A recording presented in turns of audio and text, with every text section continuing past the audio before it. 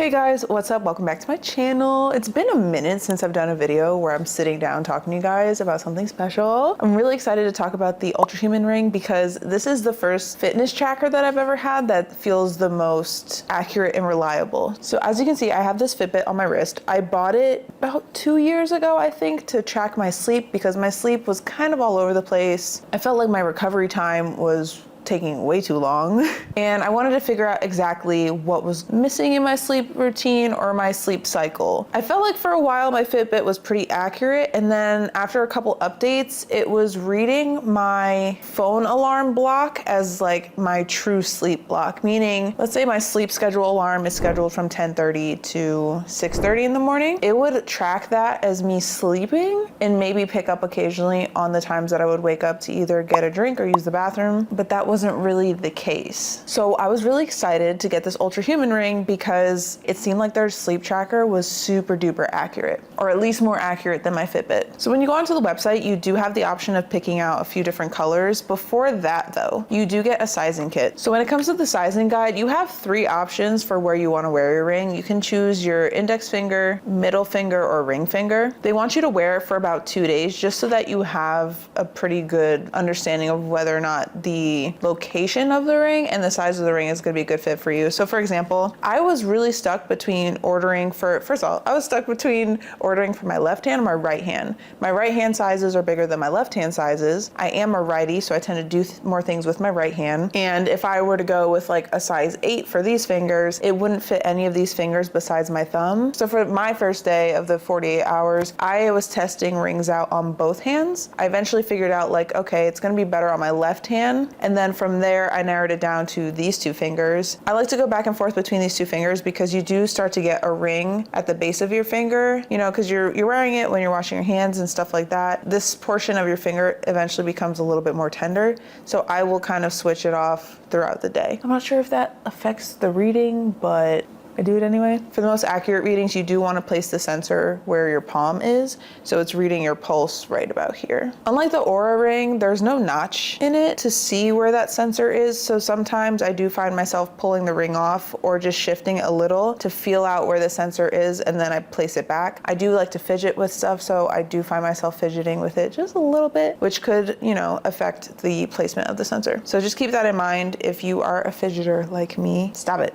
You have the option to choose between 5 different colors. I ended up going with the Bionic Gold. I thought that fit me a little bit better. I tend to wear more gold or brass than I do silver. What's nice is that they don't charge extra for the color that you choose. Unlike the Oura Ring, I'm pretty sure their gold color is like an extra $100 more, which to me just is a little bizarre, but whatever. You obviously don't have to send the sizing kit back, but when you do figure out what size that you want, you submit it onto their website with the color that you want, and then they go ahead and complete your order. They ship it to you. I think mine took about, 5 days to get here. Once you have your ring, you have a 14-day period for the ring to kind of get acclimated to you, just as you're getting acclimated to it, so it can give you the most accurate predictions and recommendations. Again, I was most excited for the sleep features, although I did figure that I could probably use it for my workouts. I'll get to that in a moment. We're gonna talk about battery life. So when it comes to the battery life of this ring,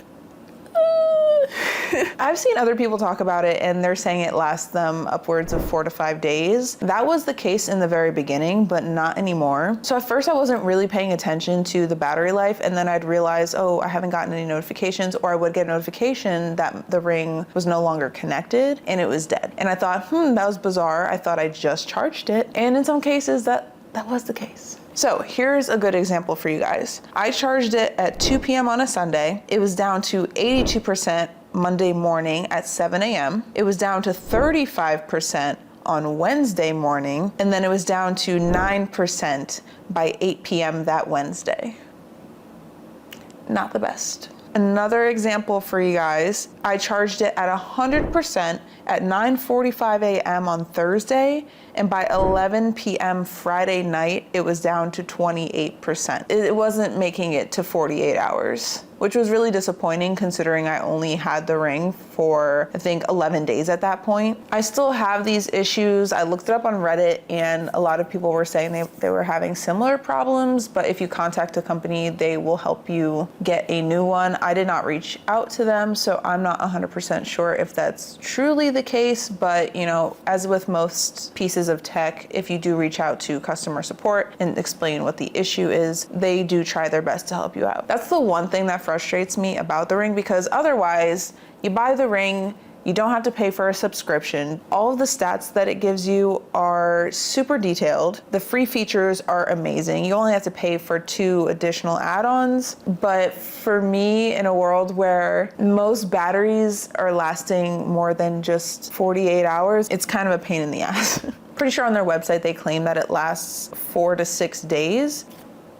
Unfortunately, my ring didn't, but it is what it is at this point. Moving on to accuracy. So as I've already explained, I think that this ring is way more accurate than my Fitbit. Trackers that use your pulse around your finger are actually more accurate than the ones around your wrists. So I work a desk job. With my Fitbit, I realized I was getting like 5,000 steps a day before I even got into the gym, sometimes around 4,000. And to me, that felt a little high because there would be some days where I really wasn't moving at all and it was still putting me around that range. So when I got my ring, I realized, oh wow, okay, there's a massive difference. My Fitbit would track things like my wrist movement. So if I was going like this, it would count it as a step. So I'm really grateful that this actually tracks my movement really well. When I log into the app, and I'm gonna open it for myself because I need the visual aid.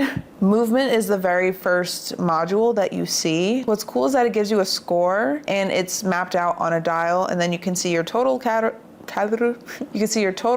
burned for the day and total steps. So right now my movement score is a 75 because I've only taken 2,000 steps. It's a Sunday, okay? And then my calories burned are 800. So when you go a layer deeper, you can actually see pretty detailed information about your movement. So at the very top, you can kind of scroll left and right and see what your movement is since forever. And then you can see the breakdown for activity. It's recommended you get about 10 to 11,000 steps a day. So it shows that 2,000 compared to the 11,000. So we haven't quite hit a goal. The total calories, so active and resting. You have your timings and frequencies, active hours, and then workout efficiency. With most of these, you can drill down a little bit more. So if I look at activity in minutes, it breaks that down for me daily, weekly, monthly, and yearly. And then the same thing goes for steps and some of the other modules in the app. I like to check my stress rhythm, mainly to see if I'm stressed out at work or if I'm stimulated. I want to know the difference. Or because I feel like I get very bad social anxiety, I like to check that when I'm out and about. And it usually reads that I am stressed when I leave the house.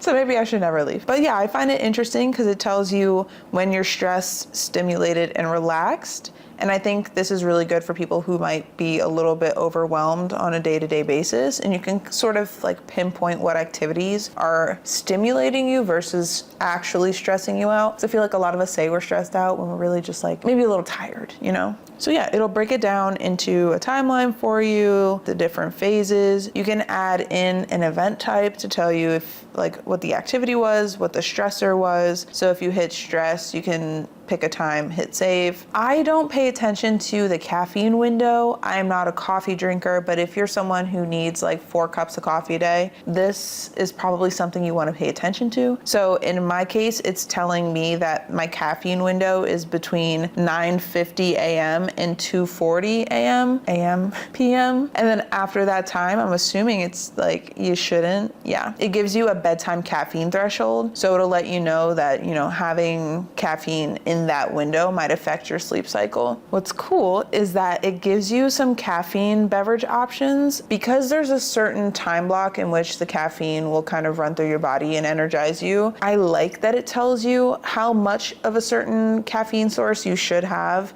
given the time of day that it is. So in this case, it's white tea, green tea, maybe some Coca-Cola, black tea, but it changes in milligrams. I've already missed the opportunity to drink some Mountain Dew, apparently, in a small cappuccino. I feel like there should be an option for maybe pre-workout. Like, it would be cool to snap a photo of my pre-workout, submit it to the app, and they can tell me how much of my pre-workout I should take before my workouts, or that like it starts to learn that my workouts are a certain time of day. I mean, the pre-workout that I have, I don't get tired after taking it, or I don't crash. I still sleep okay, but I just think that would be like a cool addition, maybe. All right, now we're getting into the sleep section. Let me backtrack. Movement, I pay attention to somewhat. Stress rhythm, I pay more attention to when I'm at work, just because I'm curious to see who's stressing me out there. But the most important thing that I pay attention to is sleep and dynamic recovery, because I want to make sure that I can get back in the gym, lift heavy weights, and progress the way that I want to. So looking at my sleep, I like that it tells you the duration, time in bed, restorative sleep, and your heart rate drop. And then it goes down like even further with efficiency, temperature, restfulness, consistency, total sleep. It gives you your sleep stages. So whether you're awake in REM or in deep sleep, it tells you what cycles that you're in. And then it also tells you your heart rate as you're sleeping. I mean, it's tracking your heart rate in general, but I like to see it broken down here. It will literally tell you the amount of tosses and turns in your sleep. And I think I toss and turn all night long. But sometimes I realize I'm not actually tossing and turning a lot. I just feel like I was, which that feeling is from the fact that I might not have gotten like the amount of light sleep that's required or deep sleep. So last night my score was a 79. I got 8 hours of sleep, but there was some issue in my sleep efficiency apparently. My heart rate drop was not great. I was restless. Okay. I got 3 full sleep cycles and 8 partial. I love this. I really do. I should be talking to you guys like to your face, but it's way easier for me to talk about it as I'm going through the app. There is a section called morning alertness. So it'll let you know why you might feel groggy or disoriented when you wake up. Now, I don't have enough data. So in this case, like I've had too many gaps in my data tracking while I'm asleep. And I think that's because I don't pay attention to the fact that the ring is like almost dead when I go to sleep. And then I wake up and it's actually lifeless. So I'm gonna try to work on that. And then if you guys have questions about alertness, I can hopefully get back to you in the comments. When I go into the dynamic recovery section, gives me information like my resting heart rate, the last night's heart rate, my sleep index, and it kind of combines all of that into one great score. Or I shouldn't say great, like gives you a score. Whether it's great or not depends on you. So as part of this, skin temperature is an important read, and that brings me to the fact that it does track your period cycle, which I also pay attention to, because I don't think you can use your Fitbit to track your period. I don't use my Apple, like whatever Apple's built-in app is for the health tracker, I don't use that. I use Flow, which is mainly for tracking it on the calendar, not necessarily for getting things like my vitals, like my heart rate or my skin temp, but this does. It tells me what phase of my cycle that I'm in. And I think because I do check this app regularly, I do look at that section every so often, and it does give me recommendations for what I should be paying attention to during this phase. So hopefully this isn't TMI, but I'm currently in my luteal phase. So it lets me know that some food cravings may appear as my body is adjusting. It gives me a cycle prediction. So it's like your period might start in X amount of days, your fertile window is in X amount of days. There is a feature on here for pregnancy. So if you are trying to conceive, it would be useful for that. I am not trying to have a baby right now. No, sir. So I have not really taken a deep dive into that feature, but it is there if you're interested. But yeah, you do have some quick start options like a workout or breath work, which is cool. You have a section for zones where you can kind of like, I guess, compare your data with other people. I have not done that, and I probably never will because I use it for sleep. They have other like what they call power plugs. So things like your cycle and ovulation, vitamin D screen time, caffeine window, these are all free, which is also great. I think in other sleep, fitness, ring trackers, you have to pay for stuff like that. So this app has it all and you don't have any additional costs per month. The price for the ring can be a little bit steep if you're trying to ball on a budget. It is $350, but like I said before, the price of the ring doesn't differ depending on the color. So it's $350 across the board. I do have a discount code down in the description below. It'll save you some money. So you can use that if you're interested in purchasing it at a lower cost. I'm not 100% sure when they have sales throughout the year, so you're just gonna have to keep an eye on it, but you can buy it from their site or on Amazon. They do have a trade-in feature. You can get get the ring engraved. And I'm pretty sure if you have the coverage plan, you can get a new ring. If let's say that you were training, you lost weight and you just need to swap it, they do that for you. So yeah, although I don't really wear it for my workouts, I am really happy that I have it and to track my sleep cycle and my period cycle, because your girl needed help in those departments. If you want to go a step further than just like looking at your sleep, you can set alarms so that it wakes you up during a certain cycle in your sleep, or it wakes you up after you've paid off your sleep debt, or if you've just hit a certain duration. I don't really wear it when I work out because I do a lot of barbell work and I tend to go pretty heavy. So when I'm doing things like deadlifts, it is a little bit uncomfortable for me in this position.